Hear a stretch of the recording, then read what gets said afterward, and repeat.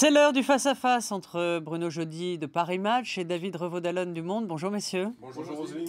Alors, une vie politique intense cette semaine et l'heure de vérité est arrivée pour la déchéance de nationalité, en tout cas à l'Assemblée nationale. Le texte a été voté hier soir avec 14 voix d'avance, 162 contre 148. Et cet après-midi, les députés votent pour son inscription dans la Constitution. Oui, la vie politique est compliquée. Et c'est là le hic. Donc, pataquès à gauche, pataquès à droite. Et puis, dans la foulée, si François Hollande admet qu'il y a échec sur la route du Congrès de Versailles, eh bien, il pourra toujours détourner l'attention avec un remaniement qui devrait intervenir demain, au pire vendredi matin. Alors l'enjeu, bien sûr, on va en parler, c'est le remplacement de Laurent Fabius au quai d'Orsay. Il change de quai puisqu'il devrait aller rive droite pour le Conseil constitutionnel. Mais parlons d'abord de cette déchéance de nationalité qui commence à nous sortir par les yeux et les oreilles et les trous de nez, soyons honnêtes. Mais voilà, donc cet après-midi, ça passe, ça casse ? Ça devrait passer, je pense, je prends ce risque, je prends le risque d'être démenti, mais si ça passe, effectivement, ça ne devrait pas être très glorieux, comme l'a montré le vote de mardi soir, où c'est passé à un peu plus d'une dizaine de voix, 14 voix, je crois, la question de la déchéance.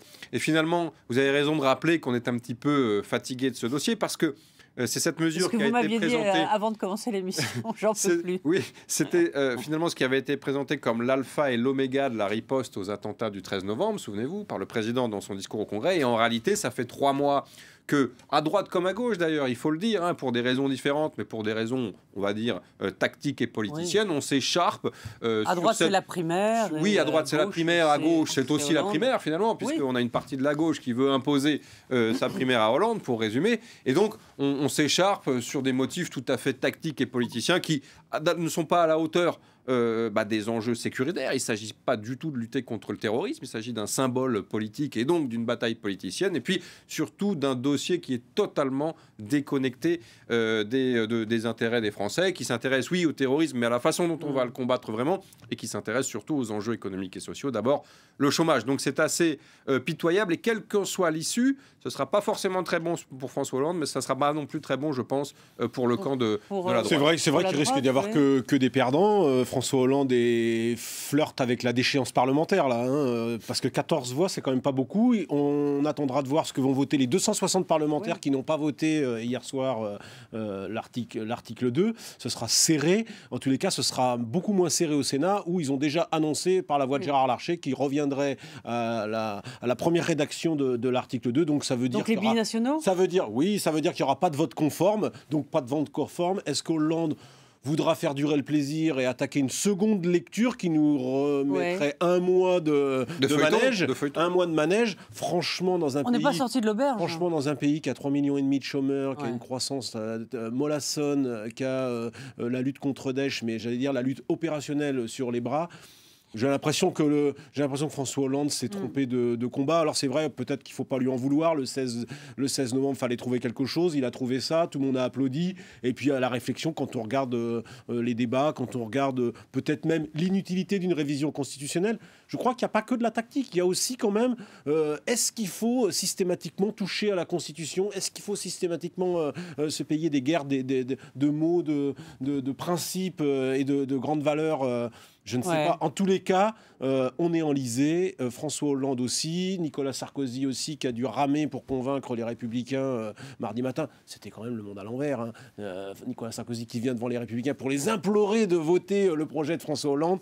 C'est assez rigolo, ça tourne à la farce. J'ai l'impression que les Français, une fois de plus, ils vont se dire il y a un monde parallèle, ça ne nous intéresse pas, on ne sait pas ce qu'ils font, ça décrédibilise encore un peu plus l'action politique. Et c'est fort dommage. Pour une fois, nous sommes d'accord tout à fait sur la même ligne avec Bruno. Beaucoup de bruit pour pas grand-chose. Je vais prendre un exemple précis. C'est la contre-offensive de Fillon, vous savez, qu'on a salué sur le plan tactique en disant est-ce que ça va lui permettre, à la fois en dénonçant Hollande et Sarkozy sur cette mesure, sur cette réforme constitutionnelle, de rattraper un peu du retard qui est très important qu'il a dans la primaire à droite. Hier, Le Monde a sorti une enquête Ipsos-Cevipof extrêmement cruelle pour lui, où il est même testé en 4e position derrière Bruno Le Maire. Donc on voit qu'en réalité, ça marche pas. Il perd 5 points dans le baromètre. Donc ça ne fonctionne pas. Donc ce remaniement, Laurent Fabius s'en va pour le Conseil constitutionnel, donc il va falloir le remplacer. Donc il était question d'un switch Ségolène Royal qui irait donc au Conseil constitutionnel et Nicolas Hulot qui entrerait à l'écologie. Bon, tout ça n'a pas marché. Par image, pour Nicolas Hulot. Oui, pour Nicolas Hulot. C'est Par Image qui a sorti Ségolène Royal il y a une semaine au Quai d'Orsay. Vous maintenez votre version ? Oui, je maintiens ma version. Je pense que François Hollande s'est beaucoup avancé maintenant avec Ségolène Royal. Alors c'est vrai que le fait que Nicolas Hulot n'ait pas voulu hériter en quelque sorte d'un grand ministère de l'écologie, de l'énergie, des transports, on lui a tout donné. Hein, et comme d'habitude, les écolos, une fois qu'on leur offre tout, ils disent non. Ouais. Il manque un peu de papier cadeau, je sais pas quoi. Enfin, c'est ridicule. Enfin, Nicolas Hulot est un multirécidiviste en la matière. Il nous avait déjà fait le coup avec Jacques Chirac et Nicolas Sarkozy. Franchement, on le préfère à la télévision qu'en politique. Voilà, ça c'est dit. Quant à Ségolène Royal, eh bien oui, alors maintenant, elle est à la lutte avec deux autres concurrents. Alors, pour des raisons différentes. D'abord, Jean-Marc Ayrault, bon, en gros, on va le dire, il s'ennuie beaucoup à l'Assemblée. François Hollande a un peu mauvaise... se dit, il faudrait que je lui donne quelque chose. Alors, à mon avis, ce serait une très mauvaise idée. Et puis, il y a Michel Sapin. Michel Sapin, c'est le couteau suisse de tous les gouvernements depuis 25 ans. Un coup à la finance, un coup à la justice, un coup aux affaires sociales. Franchement, je ne vois pas pourquoi tout le monde s'acharne contre Ségolène Royal. Moi, je pense que vous êtes pour une parfaite. On sent, Bruno. Je vous Alors, sens. Je vais pas évidemment contester la véracité des informations de Paris Match, qui est toujours en politique très bien informé. On verra demain.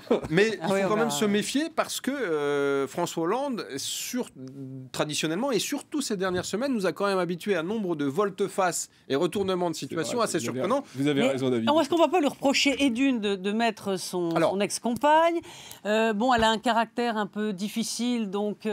pas très diplomate. Alors, Ségolène Royal, elle a deux atouts qui sont finalement aussi ses inconvénients et ses points faibles. D'abord, c'est vrai qu'elle a été finaliste de la présidentielle. Elle a eu pas mal de contacts internationaux dans le cadre du ministère de l'Environnement, notamment vis-à-vis de la COP21. Mais elle traîne quand même une réputation, et depuis la présidentielle de 2007 précisément, de quelqu'un qui est susceptible de commettre, restons polis, des erreurs, voire des gaffes, et ce qui, sur le plan diplomatique, est quand même extrêmement compliqué.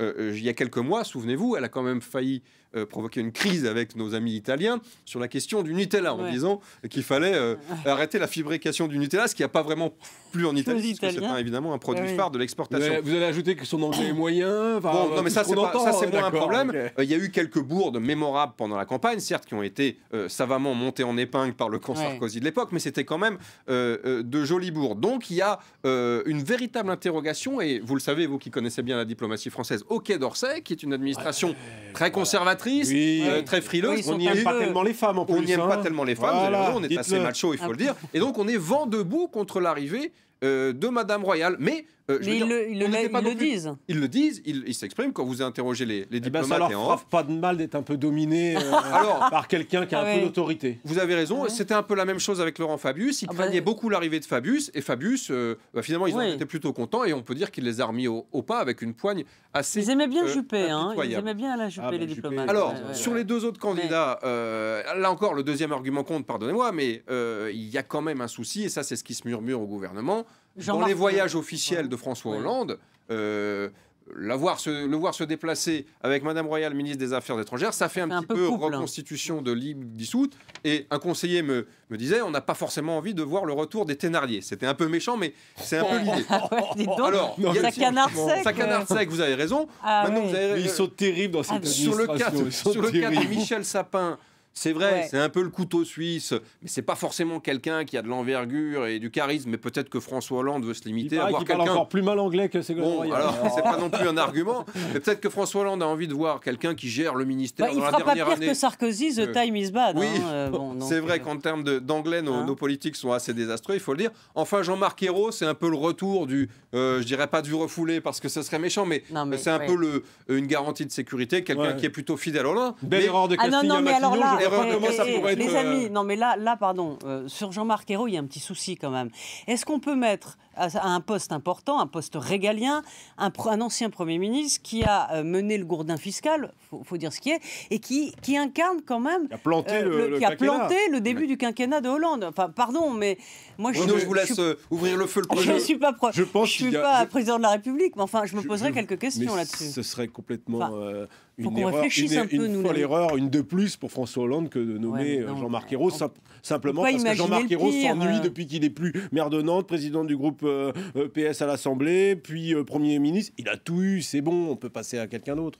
Et puis ça serait quand même une mauvaise manière faite à Manuel Valls, dont on connaît les mauvaises relations avec lui, qui a quand même œuvré pour, on peut dire, le dégommer, souvenez-vous, en 2014. Déjà qu'il est embêté avec Emmanuel Macron. Ça peut être une raison, ça par contre, voyez-vous, ça peut être une raison de vouloir un peu encadrer Manuel Valls. Il aime bien qu'il y ait un peu de compétition dans les rangs, mais il veut pas non plus que ça tourne à la foire d'empoigne. Et là, il trouve que la rivalité Valls-Macron prend un tour un petit peu trop public. Hein. Ça a pris des proportions ces derniers temps. Donc, est-ce que c'est vraiment le moment de faire rentrer vu les dernières déclarations d'Emmanuel Macron, est-ce que c'est le moment de faire rentrer Jean-Marc Ayrault dans le jeu? Je ne pense pas. En tout cas, ce qu'on peut constater, vous savez, Bruno, un remaniement, il y a toujours des jours et des jours d'angoisse, de rumeurs, de concours de pronostics. Ce qu'on peut constater, c'est que François Hollande, ces jours-ci, il pousse le bouchon très très loin parce que tous les ministres, tous les conseillers sont vraiment sous pression. Personne ne sait rien. Ce qui est intéressant, David, c'est qu'on voit la mise en œuvre de la vérification, j'allais dire, un contrôle du pédigré des futurs ministres avec François Hollande qui donne une liste de noms pour qu'on vérifie